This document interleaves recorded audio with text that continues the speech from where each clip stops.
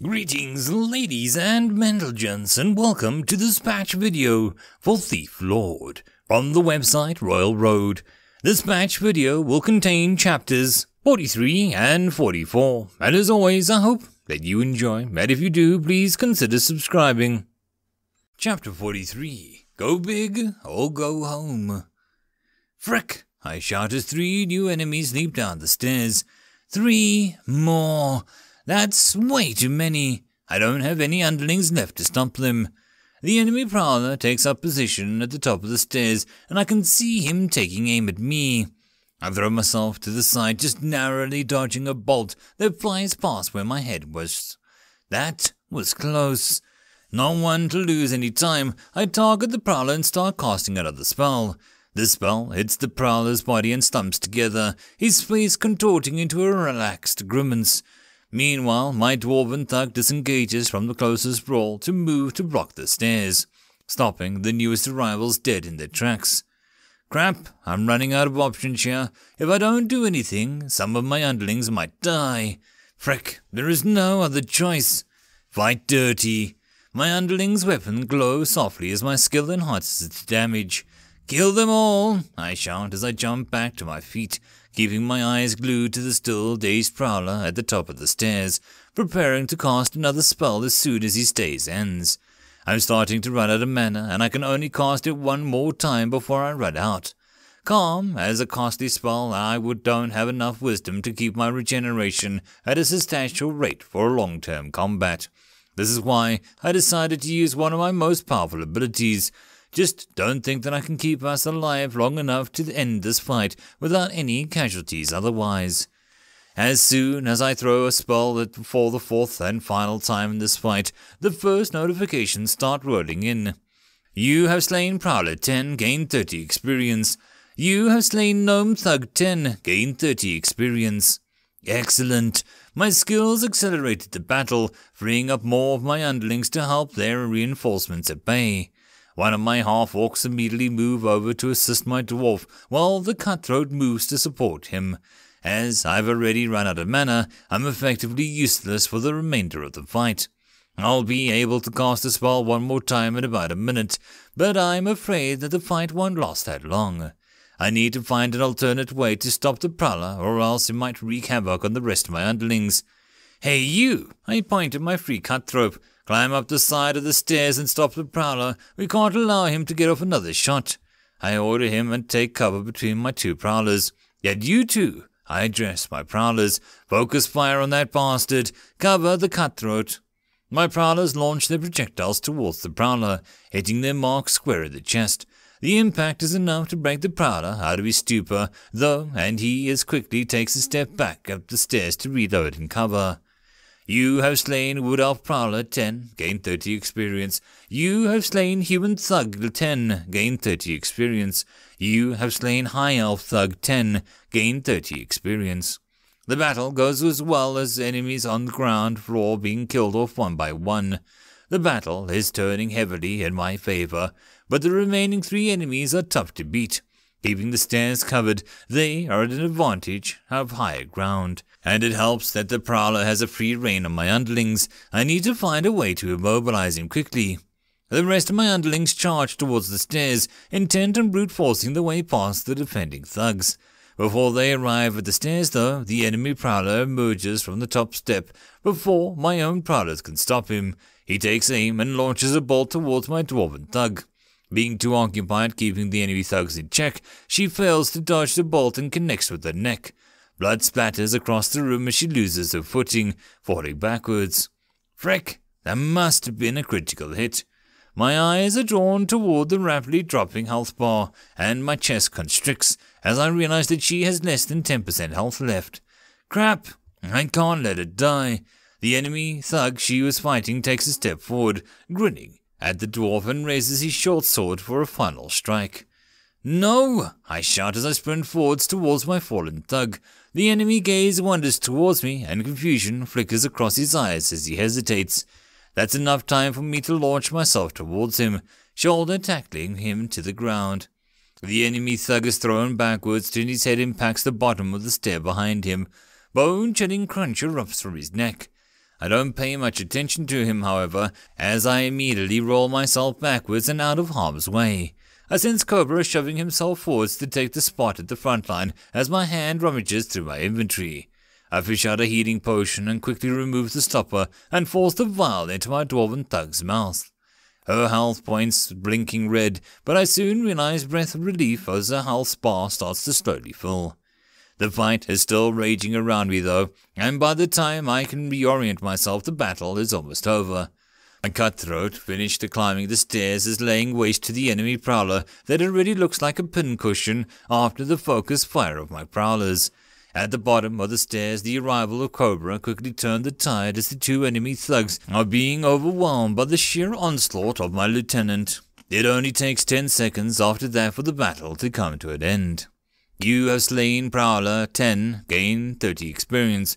You have slain Dark Elf Thug 10, gain 30 experience. You have slain Half Elf Thug 10, gain 30 experience.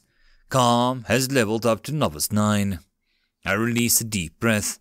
Damn, that was close. I really can't explain why I ended up charging at the enemy thug. I know it was idiotic, but my body reacted on instinct. It was as if there was some instinctive voice in the back of my mind telling me that I can't afford to lose an underling this early in the quest. Sure, losing the thug might actually have turned out to be fatal for the quest as a whole, but me dying would have been even worse. I should really refrain from doing that in the future. But fighting against one's instincts is no easy task. The battle turned out well though. We managed to kill 8 enemies without taking any losses, but it was a hard-fought victory. The Thief Lord clearly not meant to fight for a fair battle, and this fight really highlighted the class's weakness. I guess I didn't choose the most optimal way to deal with the situation, and I don't think I was meant to fight all 8 enemies at the same time to begin with. It's only dumb luck and the result of my deep pockets that my underlings are overgeared. I don't think the battle would have gone half as good as if my underlings had subpar equipment. I need to learn from this. So far, I've been building my squad to imitate a classic group composition that is common in role-playing games, with an equal focus on defense and offense. This is my mistake. So far, I have 4 tanks, 2 melee DPS and 2 range DPS to my group. It's a balanced squad, able to hold the ground against an equally strong foe in a straight-up fight. It's a flexible group, able to deal with most issues except for extended fights. This is where I fail. This battle really shows that head-on fights are not my thing. I should build my squad to survive in a straight-up fight, because I shouldn't fight fair to begin with. Looking through my skills, it should have been obvious that my abilities provide strong boosts for a short amount of time. Instead of thinking about winning all fights, I should start thinking about trying to end a fight before it really begins, or retreat and try again later. There shouldn't be anything in between. Go big or go home. I really need to sit down and come up with a plan on how to develop my underlings from here on out. This right here won't do. I sigh. It's a task for later though. Right now, I have too many other things on my mind. Looking around, I get a good look at the room. The enemy corpses are strewn across the room, and the rough combat has caused havoc on the furniture. This might have been made a hell of a lot of noise. The question is, how much? I quickly order my 2 prowlers to keep an eye on the front door. If any passing players or NPCs heard the sounds of combat, I'm sure as hell want to avoid anyone coming over to investigate. And my prowlers are perfect for the task of being lookouts. As for the NPCs already inside the building though, where are they? This fight lasted a good while, and if they drew in a lot of nearby enemies, but where is the boss? Why didn't he come rushing into the battle as soon as the first shots had battle erupted? This tavern is big, but it's not that big. There is no way the boss didn't hear the sounds of combat. That is, unless he's not even here. Is that even possible? He shouldn't be. I need more information. I order my cutthroats to spread out and check the remainder of the rooms. One of them heads up to the kitchen while the other one slips up the stairs. I have to rest my underlings secure the room and start looting our fallen enemies. I want to proceed with this quest as soon as possible, but I need to give my underlings some time to restore their health points. Completely restoring our health and mana pools would take between 10 and 15 minutes, and I'm not sure if we have time for it.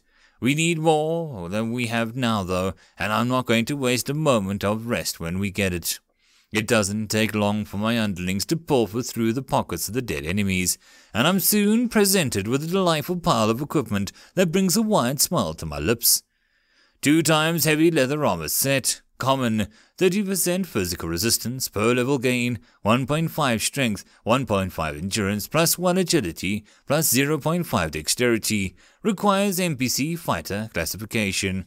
Light leather armor set, common, 20% physical resistance, per level gain, 1.5 dexterity, plus 1 agility, plus 1 perception, plus 0.5 constitution, plus 0.5 strength, requires NPC ranged classification.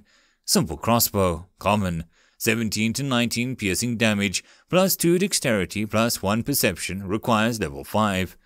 2 times worn iron short sword, common, 13 to 15 slashing damage, plus 1 strength, plus 1 agility, requires level 5. 6 gold, 7 silver, and 8 copper. This is absolutely perfect. 3 sets of armor, that's exactly what I need. They don't even have the contraband status on them, meaning I can actually sell them for a decent amount of gold. I even got a fair lump of gold from the counter.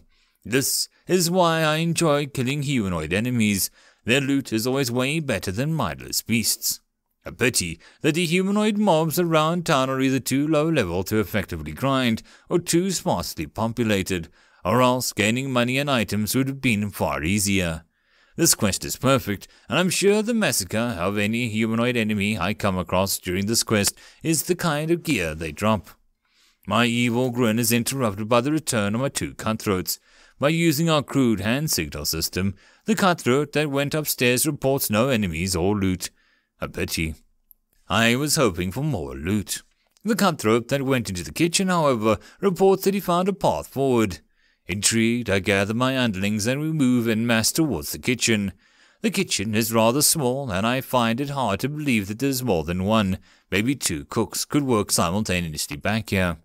There are a lot of pans and a nice stove near the western wall, and the smell of whatever stew is brewing is rather pleasant. I don't see a way forward, though. I glance at my cutthroat, raising an eyebrow. Meeting my gaze, the cutthroat takes the lead and walks over to the corner of the back of the room and drops to his knees. And there's a cleverly concealed hatch on the floor. Weird, I probably wouldn't have noticed it if it hadn't been pointed out.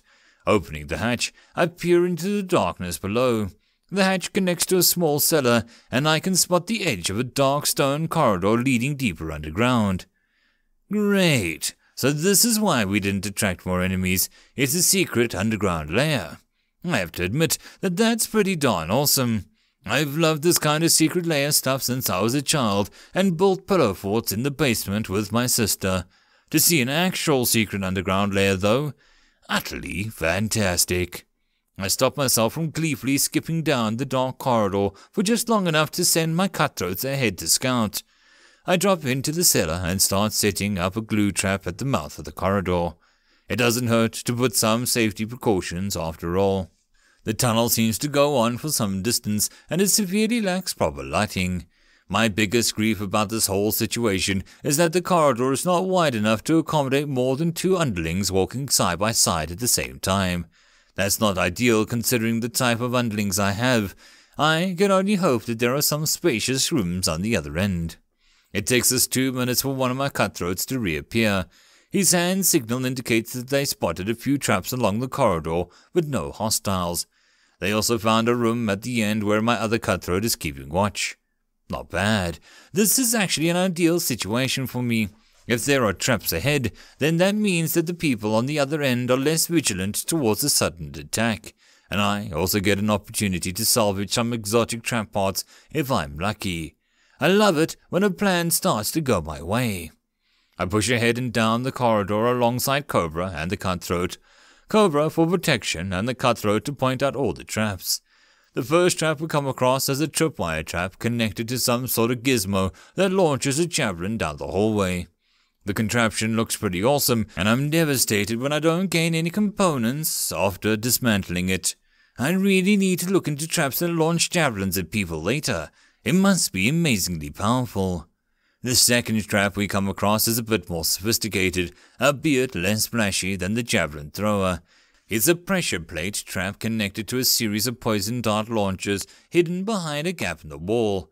It looks pretty sweet, and I can already imagine all sorts of poisons that I can add to some of the trap of my own. I'll have to check with Odin later to see what type of schematics he has available. Sadly, neither this trap yields up components for trap making. I can't wait for my dismantling skill to level up some more to increase the drop chance, but it's not all bad. They are all low-level traps anyway, and I don't think it would be too hard for me to make some of my own after I get a hold of the schematics. We soon find ourselves at the end of the corridor that opens up into a large storage room stacked with wooden shelves, crates, barrels, and unknown origin. I can spot a sturdy wooden door at the opposite end of the room with a fancy-looking metal handle. My gamer instincts are screaming that there is a trouble beyond that door, and I find myself inclined to agree. I guess it's time to test out my latest invention. I just need to attract some volunteers. End of chapter. Chapter 44. Gizmo of Doom. Need a hand with that, boss? Cobra asks me, currently balancing on top of one of my half-orc thugs, trying to attach the last release mechanism above the door. It wouldn't look good for the boys if the fearsome leader broke his neck doing manual labor, you know. He chuckles. I snort. If I let your clumsy fingers anywhere near this thing, we would all end up with severe acid burns, and you know it. Aye, these clumsy fingers are well known in every brothel in shantytown all the way north of the Crafters district. Don't underestimate my fine-tuned accessories like that. He muffles his laugh. I smirk. Whatever you say, Cobra, I should have named you Ten-Thumbed Thompson when I had the chance. He gasped in mock outrage. You wouldn't dare. It's never too late, you know. He snickers. Allow me to apologize and offer you some assistance in getting down from there. Wouldn't want my dearest boss to sprain an ankle or break a nail. What sort of bodyguard would that make me? He grins as he extends a hand. Cheeky minion, I mutter, grabbing his offered hand to lower myself back down to the ground. Looking up, I admire my recent work. So, what is it? Cobra asks, inspecting the odd contraption I placed above the wooden door. The result of my idea looks rather magnificent, if I have to say so myself. I like to call it a super special enhanced pentatrap. Everything you need to take down any foe. A super special what now? He scratches his dirty beard. Kind of a mouthful, isn't it? Couldn't you make it into an acronym or something? I sigh. It's not that easy. Do you know how hard it is to come up with an acronym that ends with a PT sound that's both amazing and terrifying at the same time? How about Inventive Enhanced Pentatrap, or INEPT for short? Shut up, Cobra. Nobody asked you for your opinion. Scoffing at my underling's sudden rudeness, I take some extra time to make sure that I didn't make any mistakes when I was set up the newest inept class trapped.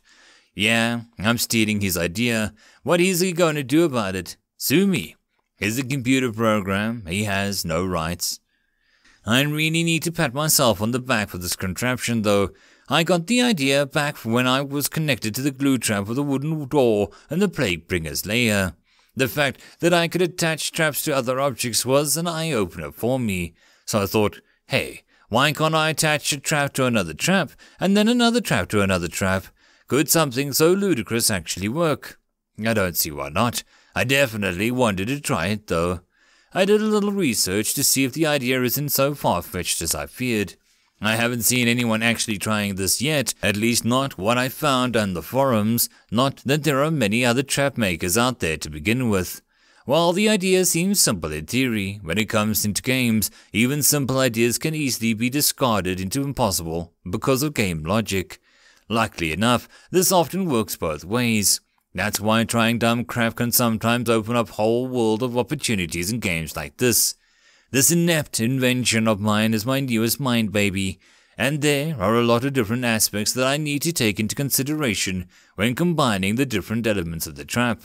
First of all, the amount of materials I have to use in the trap is the exact same as an equal amount of singular traps. This means that if I want a trap to release, for example, 5 different payloads, then I need to invest the same amount of trap mechanisms as I would need it to place 5 individual traps. This is because I'm basically circumventing a built-in system for how traps are supposed to function, and the trick I'm trying to do shouldn't technically be allowed. This means I need to add at very least 5 release mechanisms as well as 5 different trigger mechanisms. The second challenge is that there usually isn't enough room to place 5 different traps in the same place to deal physical damage, like launching flails, javelins, or darts at the enemy. So I need to utilize gravity with liquid substances from above. The difficult technicalities here are that there needs to be enough room above the unsuspecting enemy for 5 different release mechanisms to trigger at once. The disappointing thing here is that it really limits the potential locations I can use this type of trap. But when it does work out, the potential is almost endless. I may be excited and expensive, but the potential for trying out a lot of different ideas is very alluring to me. What I could do is strew a load of these traps with my most damaging liquid, like for example acid, and see if the enemy melts in front of my eyes. With the trap being an overkill, that is. I see no reason to experiment a little though. I want to test a few different combinations and see how they affect the enemy. It may not deal maximum amount of damage, but I'm sure the different elements can cause certain levels of chaos amongst the ranks of the enemy. I've decided to load 5 different release mechanisms with different types of damage. The first mechanism, the one closest to the ground, I load with a standard wooden flail. It's not my most deadly type of trap, but I decided to add a little bright poison to the sharp tips of the flail to check how much damage it increases. The other 4 mechanisms I load with glue, oil, liquid fire, and acid respectively. The glue for immobilizing the enemy, the acid for dealing raw damage. The final 2 is a little experiment. Technically, the oil by itself doesn't do any damage to the enemy, but it has a rather nasty side effect of enhancing the damage dealt by all fire damage. Combined with the liquid fire, and I'm sure the enhanced burning damage might potentially trump the damage from the acid. If it doesn't, the constant damage will certainly throw a whole lot of chaos into the mix. I don't think any enemy can keep calm after the entire body is on fire. The final challenge with using 5 traps in the space of 1 is the difficulty of keeping the trigger mechanisms hidden from enemy. The trap and the contraption base around the surprise and stealth after all, and while it may be difficult to spot a single tripwire, it would be much easier to spot 5. Therefore, the main challenge is to come up with a way to limit the possibility of enemies spotting my trap before it's too late. This is where my success with the Plaguebringer comes into play. The traps I make are only effective against low-level enemies around my own level, even though the Plaguebringer probably had my abysmally low perception score. He is still a far higher level than I am. He is bound to have a skill or equipment to make up for the lacking attribute. Therefore, he shouldn't have had much trouble spotting the traps ahead of time. This is, of course, if he has time to spot my traps before it's too late. Attaching my tripwires directly to an object I have to pass, like for example a door, eliminates the risk of the trap being spotted before it's too late. You wouldn't have an insanely high perception score to even have a chance of spotting it, and even then, it might be too late if you were in a rush. Like for example, chasing down a dangerous and vulnerable enemy like myself. So here I am, admiring my newest inept trap that consists of 5 traps stacked on top of one another, with 5 tripwires attached to the handle of an ominous-looking door at the other side of the storage room. The result isn't pretty, and I wouldn't stand a snowball's chance in hell of surprising an enemy who approached from this side of the door, but that's beside the point. What I need to do now is to find a test subject for this deadly Gizmo of Doom. Ha! Gizmo of Doom. Should I call it a god trap instead? That's much cooler. I digress. It's about time for me to figure out what's on the other side of the door. There is a better be an enemy back there, or else I'll feel pretty damn stupid after spending all this time on the God trap. Yes, I like this name better. Making a way over towards the door, I gently place a hand on the handle. slowly opening the door just enough to get a peek inside, while simultaneously trying very carefully not to trigger the trap. My heart threatens to leap from my chest as my eyes are glued to the wires that vibrate ominously as the pressure from them increases. I eventually manage to open the door just the right amount through. Holy crap, I probably shouldn't be this one to try this. Anyway, my poorly thought-through recklessness aside, I finally get a glimpse of the room beyond. The room is a massive domed hall, with cobbled stone making up for the entirety of the interior. The walls and the floor all seem to blend into one another, and there are several large stone columns at the center of the room. Circling the wooden long table along the walls, I spot several flimsy wooden beds and shelves and a series of lit torches illuminating the glum hall. I spot 3 other doors connecting to this room, all looking similar to the door I'm peeking through. At first glance, the room appears deserted until I spot 4 figures near the far door on the opposite side of the room. Human Elite Thug 10, HP unknown out of unknown. Half-Elf Elite Prowler 10, HP unknown out of unknown. Dwarf Elite Thug 10, HP unknown out of unknown. Gnome Elite Cutthroat 10, HP unknown out of unknown. Oh crap, 4 elite ranked enemies in the same time. Jesus Christ, this quest isn't going easy on me. I still can't spot the final boss, and considering the staple of video games has an increasing difficulty rating as I progress, I can only imagine the number of enemies we'll face further on. I'm really glad I decided to test out my new trap now, if this is what I can expect for future fights. Then I can't be stingy on my preparations. Now how am I going to do this? Naturally, I need to find a way to draw them towards me. Not only do I need them to trigger my trap, but when I'm fighting against several more powerful enemies, I need to exploit average advantage that I can get.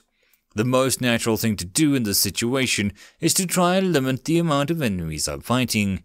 Using the solid doorway as a bottleneck, I make this a fight easier. But I'm wary of the enemy Elite Prowler. The amount of damage he can dish out from the back row is concerning, and I don't want the Cutthroat to get free rein either. I need to take out these last 2 enemies as quickly as I can, and then just sheer numbers down to pin the rest. I scratch my chin, looking around. I see my entire squad of ruthless killers looking back at me, glint of bloodlust in their eyes. Cobra looks particularly savage. I guess I don't have to worry about my underlings slacking off. It's comforting to know.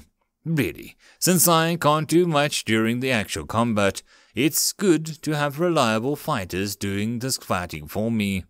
I need to do my part though, which is to lead them. What I really need to do is find a way to increase their chances. The storage room is pretty cramped compared to the 9 of us in here, and I don't think it'll get any better as soon as the combat starts. We start to clear a space around the door, maybe use the crates and barrels to our advantage. An idea strikes me as I order my underlings to start moving around the boxes. My biggest part in this fight is trying to utilize this space. This means I need to have as many of my own underlings striking the enemy as possible, while simultaneously restricting the enemy's capabilities to hit back. Having a bottleneck around the door helps, but why should I stop there? There are more things I can do to improve my advantage. I have my underlings start stacking the crates a little way behind the front line. These will serve as platforms for my prowlers and me, giving us a clear line of sight of the enemy while minimizing the risk of friendly fire. I also have the possibility of creating a small wall where we can hide and reload behind between shots. I also decide to place a few crates along the side of the door, creating a barricade and further narrowing the space the enemy can move around in, funneling them into kill zone. It takes a couple of minutes to create some defenses I'm satisfied with, and we soon prepare ourselves to pull the enemies in. This is after having applied some blight poison to their weapons. I send my 2 prowlers forward to peek through the door, their jobs being to put a few crossbow bolts into one of the unsuspecting enemies. The bolts are soon loosened, and the 2 prowlers quickly scurry backwards and climb up onto the platforms. I can hear the angry shouts from the other side of the door. I grit my teeth as I realize I haven't considered the possibility of enemy reinforcements. Whatever happens, this only makes it more crucial to deal as much damage as quickly as possible. Oh God, I hope the trap works. The door slams open as the human thug barrels through. A brief flash of shock across his face as for a split second it takes for the wooden flail to launch itself downwards, impacting his face with a sickening crunch. A soft gurgle escapes from his lips, all hell lands upon him. The glue hits first, immediately locking up his flailing arms. The oil follows soon after, drenching his body in a thick liquid. The oil hardly gets time to soak him, however, before the liquid fire falls upon him, causing his entire body to combust into a violent inferno. The flames are so wild and powerful, I can't even see the acid that follows after, as I struggle to keep my eyes from blinking, due to the powerful heat that washes over my troops. Oh, frick off! Cobra bellows as he takes a step forward, planting a solid kick towards the burning thug's torso. The thug, unable to defend himself, is launched backwards, crashing into the elite cutthroat that followed him. "Get 'em, boys!" he shouts with glee, immediately crossing swords with the second elite thug, who managed to squeeze himself past the torch companion. It takes a few seconds for my attention to snap back into place, and I try to locate the enemy prowler at the back of the line.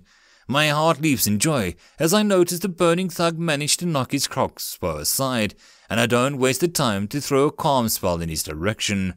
The spell takes a hold and it buys me a split second to get oversight of the battle below.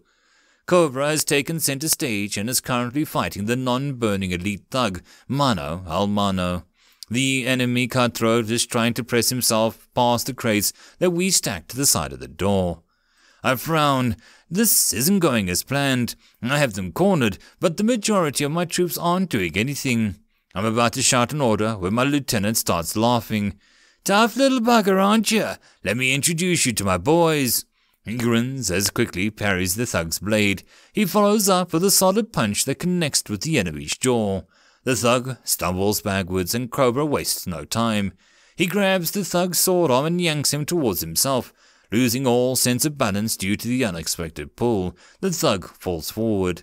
Past Cobra, before the thug even hits the ground, the rest of my underlings pile onto him, stabbing at the prone thug with a vicious abandon. Yikes, that's going to hurt. "Your turn," Cobra bellows as he sets his eyes on the cutthroat who is trying to climb past the side barricade. The cutthroat's eyes go wide in surprise in the sudden shift in the battle before Cobra's blade stabs him through the neck. Cobra yanks the sword back with a spray of blood from the cutthroat's open wound. "All yours, boys," he shouts as he grabs the cutthroat and throws him back to where my other two half-orc twins were waiting for him. Cobra's bloodthirsty eyes find the only enemy who's still left standing. The elite prowler is gaping at my blood-drenched lieutenant. His muscles twitch as soon as Cobra takes a step forward, and he raises his crossbow in panic. He manages to loose a bolt that connects with Cobra's shoulder. My lieutenant's health bar drops slightly, but not nearly enough to make any difference. Casting a glance at the bolt embedded in his shoulder, Cobra raises an eyebrow in mock surprise. Grabbing hold of the bolt, he forcibly yanks it out and carelessly throws it over his shoulder, glaring back at the now shaking prowler. He sneers. "You better run, boy." End of chapter. And that, my friends, concludes this patch video. If you enjoy the story, please don't forget to go and show the author some support. And if you wish to support this channel, there are links down below. The easiest way to support this channel would be to subscribe and share as much as possible to help this channel grow.